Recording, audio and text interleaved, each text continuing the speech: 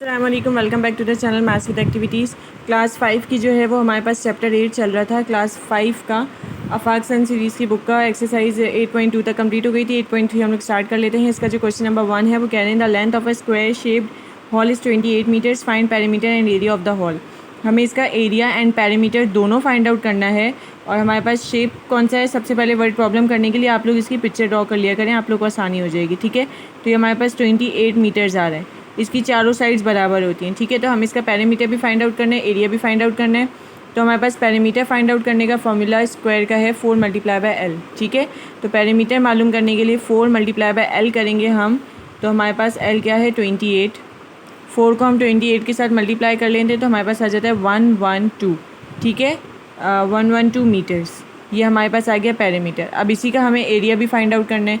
Area find out करने का हमारे पास फॉर्मूला क्या होता है, L × L होता है स्क्वायर का मालूम करने के लिए। तो हमारे पास एरिया इज़ इक्वल्स टू 28 को हमें 28 के साथ ही मल्टीप्लाई भी करना होगा। तो हम इसको मल्टीप्लाई करके देख लेते हैं। यहाँ साइड पर मैं मल्टीप्लाई कर रही हूँ। 8 8 64, 8 2 16, 17 18 19 20 21 22, 2 8 16, 2 2 4 + 1 5 4 8 5 6 7 784। ठीक है, तो हमारे पास एरिया आ जाता है 784। यहाँ पे भी मीटर है, यहाँ पर भी मीटर है। मीटर मीटर मीटर स्क्वायर होता है। ये हो गया हमारे पास एरिया। दोनों चीज़ें फाइंड आउट हो गई हैं। क्वेश्चन नंबर 2 देख लीजिए। हमें कह रहे हैं the perimeter of a square shaped room is. अब इसके अंदर पेरीमीटर हमें दिया हुआ है। ठीक है, क्या क्या दिया हुआ है, पेरीमीटर हमें दिया हुआ है 40। और व्हाट इज़ द लेंथ, हमें लेंथ मालूम करने को बोला है। और हमें विड्थ दी हुई है। ठीक है, what is the length of each side of the room, नहीं हमें सिर्फ लेंथ मालूम करनी है। ठीक है, ऑल्सो फाइंड्स इट्स एरिया, और इसका एरिया भी मालूम करना है।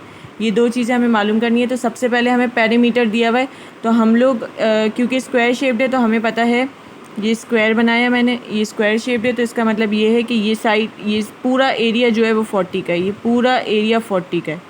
ठीक है, तो मुझे पेरीमीटर का फॉर्मूला यूज़ करूँगी जो कि मेरे पास होता है 4 × L। अब पेरीमीटर मुझे दिया हुआ है तो मैं पेरीमीटर की जगह पर 40 लिख रही हूँ। ठीक है, is equals to 4 × L as it is. अब मुझे लेंथ मालूम करनी है ना, लेंथ बोला है मुझे मालूम करने को, तो मैं इसको 4 को यहाँ से मुझे हटाना होगा। तो आप लोग को एक छोटी सी चीज़ बता दूँ, क्योंकि आप लोग प्राइमरी क्लासेस के हैं स्टूडेंट्स, तो आप लोग को ये मैं बात बड़ी क्लासेस में तो डायरेक्ट बता देती हूँ कि कोई भी चीज़ अगर इज़ इक्वल्स टू से पहले आपस में मल्टीप्लाई हो रही होती हैं तो वो यहाँ जाकर डिवाइड हो जाती हैं। ठीक है, अगर डिवाइड हो रही होती हैं, अगर हम इसको इज इक्वल्स टू के बाद लेकर जा रहे हैं तो मल्टीप्लाई हो जाती हैं। अगर प्लस हो रही होती हैं तो इधर आके माइनस हो जाती हैं, माइनस हो रही होती हैं तो इधर आके प्लस हो जाती हैं। तो मैं बिल्कुल वही चीज़ कर रही हूँ कि ये दोनों आपस में मल्टीप्लाई हो रहे हैं, मैं इसको इधर लेकर आ रही हूँ। तो ये L के साथ मल्टीप्लाई हो रहा है ना 4, मैं इसको यहाँ ले आऊँगी तो ये 40 के साथ डिवाइड हो जाएगा। ठीक है, L यहाँ पे अकेला हो गया। 4 1 = 4, दोनों को कैंसिल कर देते हैं। 4 10 = 40। तो मेरे पास लेंथ क्या आ गई है, 10 आ गई है। लेंथ मेरे पास आ गई 10 मीटर। अब मुझे इसका एरिया भी निकालना है। ठीक है, अब जब मेरे पास लेंथ पता चल चुकी है तो एरिया निकालना बहुत आसान हो जाएगा, क्योंकि एरिया होता है L × L। A is equals to 10 × 10। ठीक है, 10 10 से क्या हो गया 100, 100 मीटर स्क्वायर। ये हमारे पास निकल गया एरिया। सही है। क्वेश्चन नंबर 3 देख लीजिए। The perimeter of a rectangle. अब इसके अंदर भी हमें पेरीमीटर दिया हुआ है, जो कि हमें कह रहे हैं कि पेरीमीटर है 32 मीटर का। सही है, अब हमें इसके अंदर कह रहे हैं कि आपको लेंथ बतानी है और हमें विड्थ दी हुई है। इसके अंदर विड्थ हमारे पास है 6 मीटर। अब हम देखें तो ये हमारे पास रेक्टेंगुलर है। रेक्टेंगुलर का हमारे पास पेरीमीटर का फॉर्मूला क्या होता है, रेक्टेंगुलर का हमारे पास होता है P पेरीमीटर, क्योंकि 2 साइड्स हमें मालूम करनी है, और L + W होता है। ये मैं आप लोगों को पहले एक्सरसाइजेज में बता चुकी हूँ। अब हमें क्या करना है, P = 2 एज इट इज़ रहेगा। L हमें पता करना है, तो L की यहाँ छोड़ दीजिए, L की जगह L। W हमें पता है क्या है, हमने उसकी जगह पे वैल्यू पुट कर दी 6। सिंपल मल्टीप्लिकेशन हो रही है, क्योंकि 2 मल्टीप्लाई हो रहा है पूरे ब्रैकेट के साथ, तो 2 को L से मल्टीप्लाई करेंगे 2L आ गया, प्लस 2 को 6 से करेंगे 2 6 = 12 आ गया। सही है। अब मैंने आप लोगों को बोला था कि पेरीमीटर की भी यहाँ वैल्यू दी हुई है, जो कि 32 है। ये आ गई 32। सही है। अब मैंने आप लोगों को बोला था कि ये देखें इज इक्वल्स टू के बाद है ना, ये +12 है। मैं इसको पेरीमीटर के साथ लेके जा रही हूँ तो ये -12 हो गया, is equals to 12 as it is. फिर से बता रही हूँ कि ये जो +12 है ये पेरीमीटर के साथ यहाँ 32 था। पेरीमीटर की वैल्यू मैंने 32 लिखी है, फिर ये +12 था, इसको मैं इधर ले आई हूँ इज इक्वल्स टू के बाद पेरीमीटर के साथ, तो ये -12 हो गया।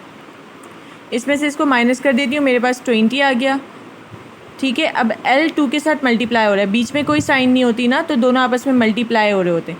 अब यहाँ मल्टीप्लाई हो रहा है L 2 के साथ, इसको मैं यहाँ ले आऊँगी तो ये डिवाइड हो गया, L एज इट इज़, 2 1 2, 2 10 20। मेरे पास क्या निकल गई है, मेरे पास लेंथ निकल गई है जो कि मुझे कह रहे हैं कि 10 है।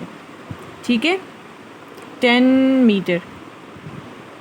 बस आपको इसमें लेंथ ही फाइंड आउट करनी थी और कुछ भी फाइंड आउट नहीं करना था। ठीक है, ये बहुत आसान तरीका है। आई होप आप लोग अच्छे से समझ में आ गया होगा।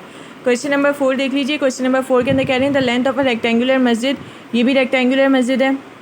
ठीक है, हमें कह रहे हैं लेंथ जो है इसकी वो 40 है और विड्थ जो है वो इसकी 22 है। ठीक है, मीटर। अब हमें कह रहे हैं इसकी कॉस्ट मालूम करनी है, तो हमें कॉस्ट टाइलिंग की कॉस्ट मालूम करनी है। तो टाइल्स ऑब्वियसली अंदर लगे हुए हैं। ठीक है, मस्जिद के अंदर टाइल्स लगे हुए हैं। अब हमें क्या कह रहे हैं कि सबसे पहले हमें कॉस्ट मालूम करने के लिए एरिया मालूम करना पड़ेगा, क्योंकि अंदर की साइड का हमारे पास टाइल्स लगे होते हैं। तो हम एरिया किस तरीके से मालूम करेंगे, हमारे पास एरिया का रेक्टेंगल के एरिया का क्या फॉर्मूला होता है, L मल्टीप्लाई बाय W। ठीक है, तो हमारे पास L क्या मौजूद है, L हमारे पास मौजूद है 40 और W क्या मौजूद है हमारे पास 22। दोनों को हमने मल्टीप्लाई कर देना है। 40 को 22 के साथ हम मल्टीप्लाई कर रहे हैं तो हमारे पास आ रहा है 880। ये भी मीटर है, ये भी मीटर है, मीटर स्क्वायर हो गया। ठीक है, ये हमारे पास एरिया निकल गया। अब हमें कॉस्ट मालूम करनी है टाइल की एट द रेट ऑफ ₹630। तो ये जो हमारे पास एरिया आया है, कॉस्ट मालूम करने के लिए हम क्या करते हैं, एरिया को मल्टीप्लाई करते हैं कॉस्ट के साथ। ठीक है, तो cost is equals to area हमारे पास 880 है, मल्टीप्लाई बाय कॉस्ट की प्राइस हमें क्या दी हुई है 630। दोनों को हमने मल्टीप्लाई कर देना है, हमारे पास आंसर आ जाएगा 554400। ये हमारी कॉस्ट भी निकल गई है। ठीक है, बहुत इजी क्वेश्चन था, इसमें ज़्यादा बिल्कुल भी मुश्किल नहीं है, बस आपने एरिया निकालना है और उसके बाद कॉस्ट से मल्टीप्लाई करना है। क्वेश्चन नंबर 5 देख लीजिए। The length of the square shape field is 21 metre. अभी ये स्क्वायर शेप्ड है। ठीक है, स्क्वायर शेप्ड है तो इसका मतलब है ये भी 21 है, ये भी 21 है, ये भी 21 है, ये भी 21 है। अब हमें कह रहे हैं find the cost of fencing around it. Around it मतलब बाहर की साइड। ठीक है, अराउंड मतलब बाहर का हिस्सा है ना, तो पेरीमीटर मालूम करना है स्क्वायर का। स्क्वायर का पेरीमीटर मालूम करने के लिए हमारे पास क्या होता है, 4 multiply by L। P is equals to 4 हमें पता है, लेंथ हमें दी हुई है 21। 4 को 21 के साथ हम मल्टीप्लाई करा देते हैं, हमारे पास पेरीमीटर आ जाएगा 84। अब हमें कह रहे हैं इसकी हमें फेंसिंग फेंस जो है वो बाहर की साइड पे लगता है, अंदर की साइड पे नहीं लगता, क्योंकि अराउंड का लिखा हुआ है। तो हमारे पास ये मल्टीप्लाई होगा जो कॉस्ट है उसके साथ। कॉस्ट मालूम करने के लिए हमारे पास पेरीमीटर मल्टीप्लाई होगा किसके साथ, कॉस्ट के साथ। सही है, रेट के साथ, जो रेट दिए हुए।